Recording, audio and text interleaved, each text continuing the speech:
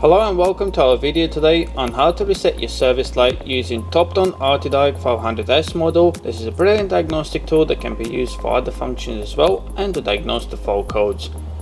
So today we're going to be using a VW Scirocco 2010 model 2-litre TDI diesel, and this vehicle is due to service. The service has been carried out, and as you can see on our warning light we have got the interval of 100 miles or 15 days left.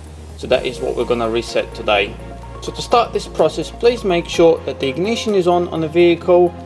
You connected your OBD socket to the vehicle as well. Currently it's in neutral or in park if you go automatic car. And it is also important to make sure that your diagnostic tool is up to date, and also the software for the vehicle and for the oil service maintenance is up to date as well. You can find all the free updates when you connect it to the Wi-Fi. So once you've done that, all you got left is to go into maintenance function, choose the oil reset function. As you can see, it is connected to the vehicle by showing you the voltage and also the OBD socket connection there.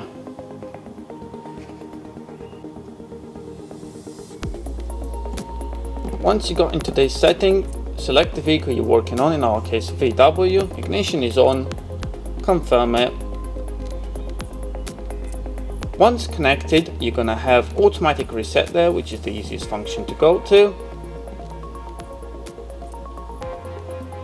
In our case, I have done a minor maintenance service, so we go into that function, and here you got the settings to do for the fixed interval or flexible service interval. In our case, we're going to do the fixed one. So here we got the options are already preset depending on what oil you used or what service you've done. But you can also use the manual set as well to put your days and mileage as well that you would like the next service to be in.